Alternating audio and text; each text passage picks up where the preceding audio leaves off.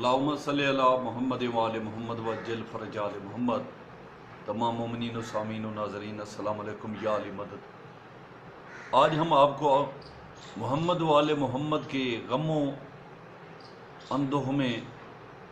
جو مومنین یا مومنات یا مسلمین یا مسلمات چاہے وہ جس نظریہ فکر کے ہوں، جس مذہب کے ہوں، جس فقہ کے ہوں، محمد وآل محمد کی مظلومیت پر، ان کے دلوں پر، ان کی سوچوں پر، ان کی زبانوں پر نہ ہو مرثیہ چاہے ظاہر ہو، یا آنکھوں سے اشکباری یا آنسو آئیں، دل رنجیدہ ہو جائے، وہ میری طرح چاہے بلیک کپڑے پہن لے، جوتے اتار کر چلے، محمد وآل محمد کے غم کو یاد کر کے مولا محمد وآل محمد کی مظلومیت پر اپنے آپ کو نڈال کر لے، تو بھائی جان یہ صرف ہم عام لوگوں کا ہی شیوا یا عقیدہ یا ایک عمل عظیم نہیں ہے، بلکہ اس عزاداری میں اللہ پاک کی ذات نے آدم علیہ السلام سے لے کر سرکار محمد مصطفیٰ صلی اللہ علیہ وآلہ وسلم کی ذات پاک کو بھی یہ حکم دیا تھا کہ تم بھی حسین علیہ السلام کی عزاداری میں اپنا شمار کرواؤ اور اس کا اظہار بھی کرو۔ تو انبیاء میں سے آج میں آپ کو 3 انبیاء کی خون کا پرسہ آپ کو بتانا چاہتا ہوں، اور کہ سرکار آدم علیہ السلام نے جب ترک اولا ہوا سرکار کا، جناب حوا کسی اور شہر میں اور جناب آدم علیہ السلام کسی اور شہر میں، تو یہ جس طرح سرگرداں ہو کر چل رہے تھے دونوں یہ عظیم ہستیاں، تو اللہ پاک کی ذات نے جناب آدم علیہ السلام کو اس عظیم سرزمین اقدس جو مشہور تو تھی بابل و نینوا،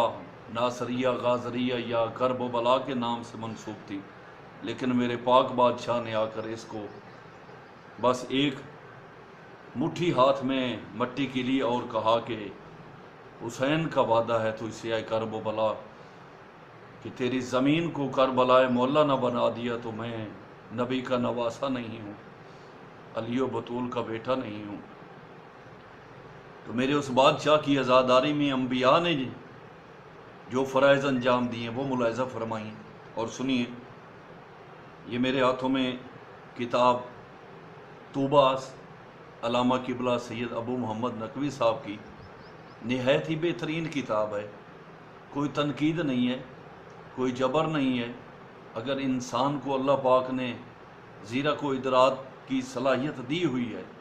اور افہام و تفہیم کا معیار و مزاج دیا ہوا ہے، تو اس میں بھائی کوئی پی ایچ ڈی کرنے والی تو بات ہے نہیں ہے، بس انسان کو باضمیر ہونا چاہیے، پھر غلامی جانے اور محمد وآل محمد کا دست شفقت کہ جنہوں نے بلال جیسی ہستیوں کو چن کر عظیم ہستی بنا دیا اور صاحب کشف و کرامت بنا دیا۔ بہرحال یہ ٹاپک طویل ہے، ان کی ذات عظیم کی فضیلت یا مظلومیت بیان کرنے میں تمام انسان قاصر ہیں۔ لوگوں نے اپنے آپ کو اگر غلامی کے طور پر پیش کیا ہے تو وہ غوث و کتب ابدال قلندر بن گئے، بہلول جیسی ہستیاں بن گئے، ہور جیسی عظیم ہستیاں بن گئے کہ جن پر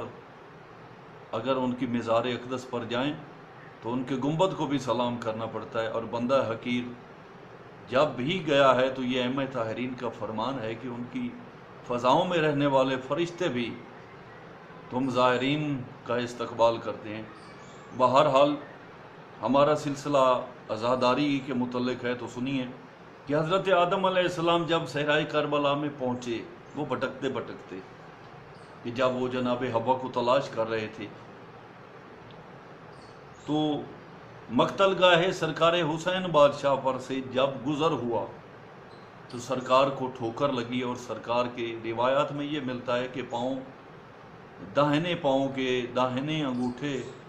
پر چوٹ لگی اور خون نکلنا شروع ہو گیا۔ تو سرکار آدم علیہ السلام نے پوچھا پروردگارا،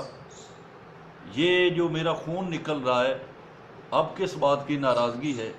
اب کون سی مجھ سے خطا ہوئی ہے؟ تو مالک کائنات نے کہا کہ آیا آدم علیہ السلام، میں نے وہ جو تجھے عرش الہی کے داہنے زینے پر اسماء الحسنہ کی تعلیم دی تھی، اور یاد کرو وہ اسماء کہ تم خود اس وقت کہنے لگے تھے کہ پروردگارہ میں جب حسین بادشاہ کا نام لیتا ہوں تو کل کو اندھو میرے غم میں مزید اضافہ بڑھاتا ہے، اور میرا دل جو ہے وہ خوفناک اور نہایت ہی رنجیدگی اور سنجیدگی میں، اور میرا جی کرتا ہے کہ میں زارو قطار رہوں۔ تو اے آدم، یہ وہی جگہ ہے، یہ اسی مظلوم کی جگہ ہے جس کو بے آب ہو گیا، پیاس کی شدت میں بھوکا پیاسا محمد مصطفیٰ کی امت، باغی امت جو کافروں سے بھی بدتر ہیں، وہ اس حسین کو قتل کریں گے، تو یہ وہی جگہ ہے۔ تو سرکار آدم علیہ السلام نے کہا کہ پروردگارہ مجھ پر اب کیا لازم ہے، یہ میرا خون کیسے روک سکتا ہے؟ تو مالک کائنات نے جناب آدم علیہ السلام کو حکم دیا کہ آئے آدم، تم سرکار حسین بادشاہ کے قاتلان پر لعنت کرو، اور میرے ملائکہ تیرے اس لعنت کرنے پر آمین کہیں گے۔ تو سرکار آدم علیہ السلام نے قاتلان سرکار سید الشہداء اور مولا کے اولاد و اصحاب، مولا کے مہمان اور دیگر جو بھی صاحبان عظیم وہاں پر مولا کے حضور میں شہید ہوئے تھے، ان کے قاتلوں پر جناب آدم علیہ السلام نے لعنت کی، فرشتوں نے آمین کہا۔ تو سرکار آدم علیہ السلام نے دیکھا کہ ان کا وہ خون جو جاری ہوا تھا وہ رک گیا ہے، اور اللہ پاک نے جناب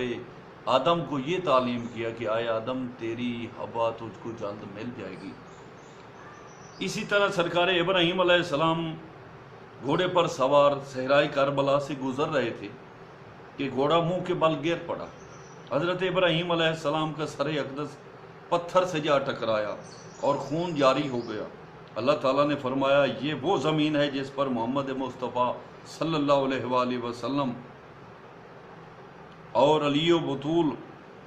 کی آنکھوں کا نور شہید ہوگا۔ میں نے چاہا تم بھی اس مصیبت میں شریک ہو، تمہارا خون بھی اس زمین پر گرے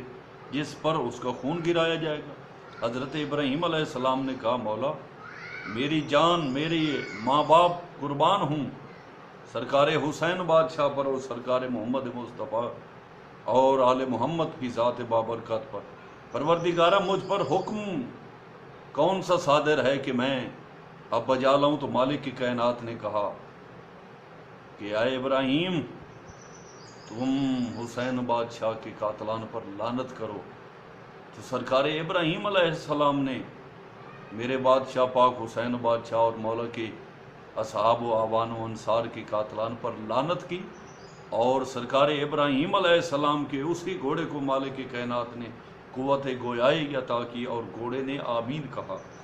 اسی طرح حضرت موسیٰ علیہ السلام جب کربلا میں وارد ہوئے تو سرکار کے بند نالین ٹوٹ گئے، پاؤں زخمی ہو گئے، چھالے پڑ گئے۔ اللہ نے وحی کی، اس زمین پر حسین علیہ السلام کا خون گرایا جائے گا، میں نے چاہا تمہارا خون بھی اس زمین پر گرے۔ تو اے موسیٰ، تم یزید اور اس کے ساتھیوں پر، اس باغی جفاکار قوم پر لعنت کرو، اور یوشع بن نون کو کہو کہ وہ اس کی آمین کہیں۔ تو سرکار موسیٰ علیہ السلام نے قاتلان سرکار سید الشہداء پر لعنت کی، اور جناب یوشع بن نون نے آمین کہا۔ مین تو بات یہ ہے کہ محمد و آل محمد کے ہم ماننے والے ہیں، ان کے اطاعت گزار ہیں، تو محمد و آل محمد کی خوشی اور غمی ہمارے لیے باعث عبادت ہے کہ ہم خوشی میں خوشی منائیں اور غمی میں غم منائیں۔ تو بھائی، اگر ہم اپنے دکھ میں، اپنے عزیز و اقربا کے دکھ میں ایک دوسرے کو تعزیت کر سکتے ہیں، یہ خام خیالیاں، یہ خرافاتی